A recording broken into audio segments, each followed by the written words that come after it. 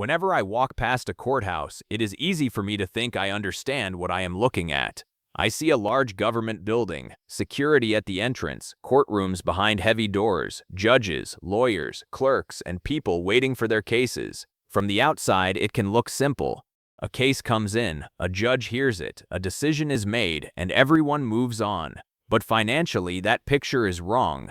The more I look at how a courthouse actually functions, the more I realize that it is not one operation at all. It is dozens of operations running at the same time, all depending on one another, all consuming money every day, and none of them designed to produce a profit. Before a hearing begins in the morning, the courthouse is already spending money. Judges have to be paid. Clerks have to process filings, prepare records, update schedules, manage evidence, issue notices, and keep legal documents organized. Security officers have to screen visitors, monitor hallways, protect courtrooms, and respond to threats. Its specialists have to keep digital filing systems, courtroom computers, networks, databases, recording equipment, and video systems working. Then I have the building itself. The lights stay on. Heating and cooling systems run across large public spaces. Elevators need inspection and repair. Cameras, metal detectors, alarms, generators, fire systems, and secure access points need maintenance. Cleaning crews work constantly. Old records need storage, while new records require secure digital systems, and that is only the visible layer. A courthouse also depends on prosecutors, public defenders, interpreters, jurors, transportation officers, and specialists who may never appear in the courtroom. Those costs still exist because the justice system cannot function without them. This is the first thing I think most people misunderstand. A courthouse looks like a building, but economically it behaves more like a small public ecosystem. In a private business, I could compare revenue against wages, rent, equipment, insurance, and overhead, then ask how much profit is left. With a courthouse, that question does not work. A courthouse can spend millions of dollars and generate no profit at all, yet still be doing exactly what it was created to do. Its output is not money, its output is legal capacity. It provides hearings, trials, records, rulings, access to judges, and a place where disputes can be handled under law. That creates a strange financial contradiction. The more work a courthouse has to perform, the more expensive it becomes. More cases mean more hearings, more staff hours, higher salary costs, more security, more technology use, and more pressure on every department connected to the court. And if cases begin piling up, the problem becomes even more expensive. A backlog does not just mean people wait longer. Cases stay active, attorneys keep working. Defendants may need repeated transportation, hearings are rescheduled, and courtrooms remain occupied. A case that should have moved quickly can keep consuming public money month after month. That is why I no longer see a courthouse as simply a place where judges make decisions. I see a machine that has to be funded whether the day is quiet or chaotic. The doors still need security, the servers still need power, the judges and employees still need salaries. The building still needs maintenance, the archives still need protection, the systems still need to work. And unlike a private business, the courthouse cannot simply decide that an expensive case is no longer worth serving because the margins are bad. Its responsibility is to keep operating. That is the economics hidden behind the stone walls, flags, court seals, and quiet hallways. And once I understand that, the next question becomes unavoidable. If all of these people, systems, and facilities have to be paid for every day, how much does it actually cost to keep one courthouse running for a year? The first time I tried to understand what it costs to operate a courthouse for a full year, I expected the building to be the biggest expense. I was wrong. The building matters, but the real cost is people. Judges, clerks, security officers, administrators, technicians, custodians, and support staff all have to be paid whether the courthouse is handling an ordinary week or one of the busiest periods of the year. Salaries and benefits consume a huge share of the budget before I even count repairs or technology. And salaries are only the beginning. The building still needs power, heating and cooling systems still run, elevators still need service. Alarms, cameras, metal detectors, and emergency equipment all need maintenance. If a server goes down, the court cannot simply wait until next month. That is where the second layer of courthouse economics appears. A modern courthouse is also an information system. court records, evidence, schedules, filings, rulings, transcripts, and case histories have to be stored, protected, and retrieved. Some information still exists in physical archives. More of it is digital, creating costs for servers, cybersecurity, software licenses, backups, network equipment, technical support, and secure access systems. So even when I do not see anything happening in a courtroom, money is still being spent. I can imagine a simple annual budget for a busy courthouse. In Phoenix, real numbers show the scale. Arizona Superior Court judges earn $200,000 a year as of 2026. Maricopa County lists courtroom clerk pay at about $47,840 to $78,000 a year. Multiply salaries like these across judges, clerks, security, administrators, IT, and maintenance, then add benefits, and payroll quickly becomes one of the court system's biggest costs today. I'm no longer talking about the cost of running a building. I am talking about the cost of maintaining permanent legal infrastructure. And this is where the comparison with a normal business becomes useful. If I owned a private company, I would ask whether each department produced enough revenue to justify its cost. If one location lost money for years, I might close it. If one service became too expensive, I might stop offering it. A courthouse cannot operate that way. It still has to hear cases even when those cases are expensive. It still has to protect records even when nobody pays directly to access them. It still has to provide security even when security generates no revenue. It still has to maintain courtrooms that may sit empty part of the day because they are needed when schedules become crowded. That means the courthouse carries large permanent costs with no direct profit attached to them.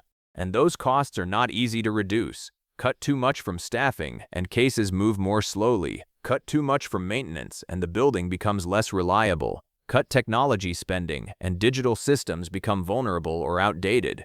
Cut security, and the consequences can be far more serious than the money saved. So the real financial challenge is not simply spending less, it is spending enough to keep the system functioning without allowing costs to grow uncontrollably.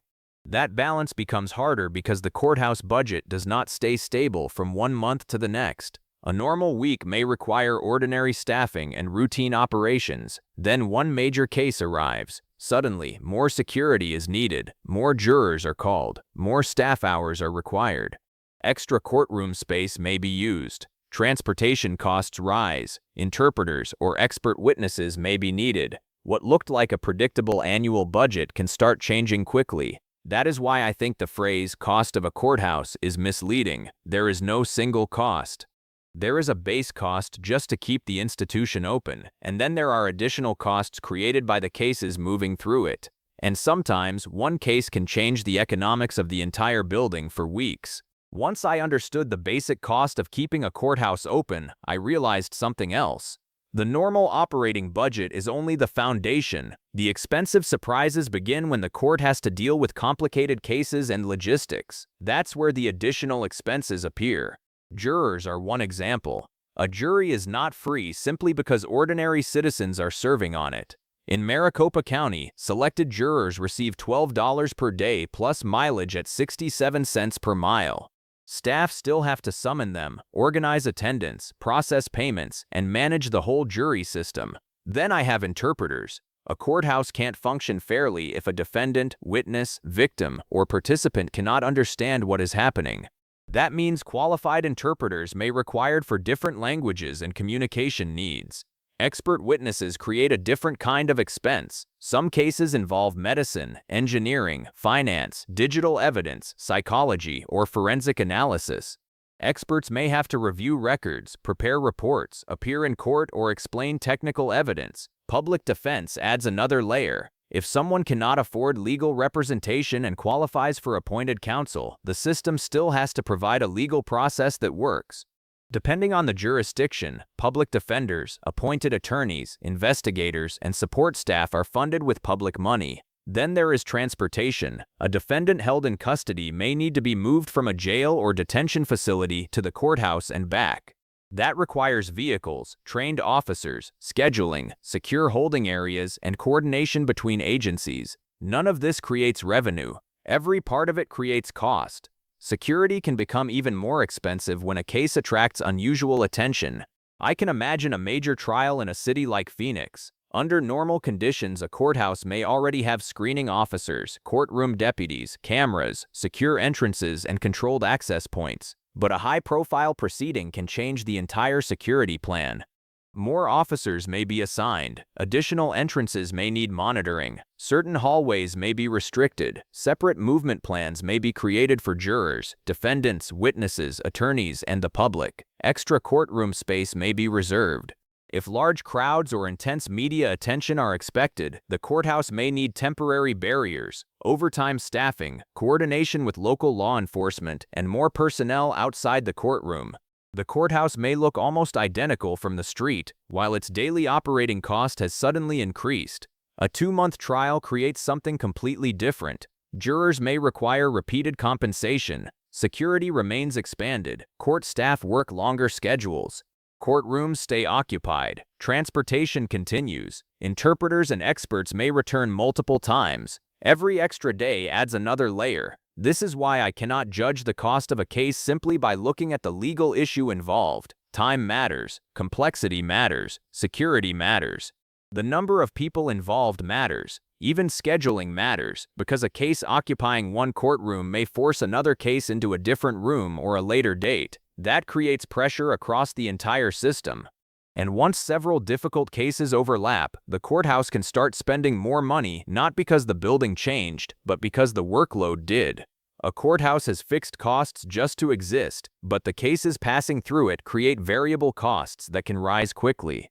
A quiet month and an intense month can happen inside the same building, with the same elevators and the same court seal above the entrance. The difference is hidden in juror payments, staff hours, transportation, experts, interpreters, security, and time. And that leads me to the next question. If one major case keeps consuming all of those resources for weeks or months, how expensive can a single trial actually become? The next thing I wanted to understand was how one court case could become expensive enough to affect an entire courthouse budget. At first, that sounded exaggerated. After all, a courtroom already exists. The judge is already employed. The lights are already on. The security system is already installed. So how much more could one case really cost? The answer is far more than I expected, because the real cost comes from the time and coordination the case consumes. I imagine a high-profile trial involving Daniel Brooks, Ryan Carter, and dozens of witnesses. From the moment the case enters the courthouse, multiple parts of the system begin working around it. Clerks process filings, motions, schedules, evidence records, and notices. Attorneys prepare, security teams assess risks, court administrators reserve space, jurors may be summoned. Witnesses are scheduled. If defendants are being held in custody, transportation has to be arranged. Now I stretch that process over time. 1 week becomes 3 weeks. 3 weeks becomes 2 months. A witness becomes unavailable, so a hearing moves. A legal motion or juror issue forces another delay. Each interruption seems small by itself, but financially, the system keeps paying while the case remains active. A long trial does not create one giant bill. It creates hundreds of smaller bills repeated day after day. Court staff keep working. Security officers keep covering the building. Jurors keep receiving compensation. Transportation continues. Interpreters may return. Experts may prepare additional material. Administrative employees keep adjusting schedules and records. If overtime becomes necessary, labor costs rise again. There is also a cost that is harder to see, opportunity cost. If one courtroom is occupied by the Brooks and Carter trial for weeks, that room cannot be used for another matter at the same time. If one judge is focused on that proceeding, other hearings may have to move. If security resources are concentrated around one case, fewer people are available elsewhere. The courthouse has not only spent more on the major trial, it has also reduced the amount of other work it can process. When hearings are delayed, cases stay open longer. Open cases keep requiring staff attention, storage, scheduling, legal work, and sometimes repeated transportation. The system becomes slower, and the slower it becomes, the more expensive each case can become. That creates a feedback loop. More difficult cases create delays. Delays create backlogs. Backlogs extend case duration. Longer case duration creates more administrative work. More administrative work consumes more staff time and budget. The courthouse can be working harder while appearing less efficient from the outside. That is why I no longer think about a trial as one event. Financially, I see it as a temporary organization operating inside the courthouse. It has people, schedules, security, logistics, technology, documents, transportation, and deadlines. And every extra day extends that temporary organization. A case that finishes quickly may still be expensive. A case that continues for months can become something entirely different. The building may look unchanged, the courtroom furniture may be the same, but behind the scenes, public money is being consumed by time. And that is the central financial lesson for me. In a courthouse, delay is not just inconvenient. Delay is expensive. The longer a complicated case remains active, the more government resources it can absorb, and the more pressure it can place on every other case waiting behind it. That raises the final question. If courthouses can consume millions of dollars without earning profit, where does all of that money actually come from, and why does the system keep funding them anyway? Unlike a private company, I cannot abandon the case simply because it becomes expensive. The legal process still has to keep moving. The final piece of the courthouse economy is the one that makes the entire system different from a normal business. I wanted to know where the money comes from. If a courthouse does not exist to make a profit, someone still has to pay for judges, clerks, security, technology, maintenance, jurors, transportation, interpreters, and every other expense I have described. The answer is government funding. Courthouse funding can come from federal, state, county, or city budgets. In Maricopa County's FY 2027 budget, Superior Court General Fund spending is about $201.5 million and Public Defender about $60.1 million. That means the courthouse is financed mainly through public revenue. Taxes are collected, budgets are approved, and public dollars keep the court operating. There are other sources of money. Courts may collect filing fees, administrative fees, fines, penalties, and other charges connected to legal proceedings. But this is where I have to be careful. Those payments do not turn the courthouse into a normal business. They usually cover only part of the total cost. A filing fee might help pay for processing a case, but it does not cover the full cost of the judge, the clerk, security, the courtroom, the building, the servers, the archives, and the administrative system behind that filing. A fine may bring money into government accounts, but the courthouse is not supposed to design its operations around maximizing fines. That would change its purpose. This is the main expectation reversal in the entire story. In business, I usually think that higher revenue is good and higher costs are bad. In a courthouse, that logic is incomplete. Higher costs can mean the system is handling difficult cases, improving security, or reducing a backlog. Lower costs can look efficient while hiding understaffing or delayed hearings. So I cannot judge a courthouse by asking whether it made money. I have to ask whether public money kept the legal system functioning. A private company can choose its customers. A courthouse cannot. A private company can stop selling an unprofitable product. A courthouse cannot decide that a complicated criminal trial is too expensive. A private company can close a weak location. A courthouse still has to provide access to justice for the area it serves.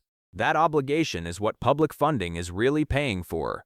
I can think of the budget as protection against sudden pressure. A major trial, a surge in filings, a security threat, or a growing backlog can increase demand quickly. The system needs enough capacity to absorb that pressure. Unused courtroom space is not always waste. Extra security is not automatically inefficient. Servers, archives, backups, and trained employees have to exist before an emergency arrives. The courthouse is paying for readiness as much as activity. That changes how I understand efficiency. The cheapest courthouse is not always the best one. The goal is to use limited public money so cases can be heard fairly, legally, securely, and without unnecessary delay. That is the financial balancing act. Spend too little and the system slows down. Spend badly and taxpayers absorb waste. Spend wisely and most people may never notice the machinery working behind the walls. That is probably the strangest part of the economics. Success can look invisible. There is no profit announcement at the end of the year. There is no dividend. There is no owner collecting the remaining cash. There is simply a public institution that opens again the next morning and processes another day of cases. So when I look at a courthouse now, I do not see a business that fails to make money. I see infrastructure. I see a system society funds because the alternative would be far more costly. The real question is not whether the courthouse earns enough. It is whether the money spent allows justice to keep moving. And that, in the end, is what the courthouse budget is buying.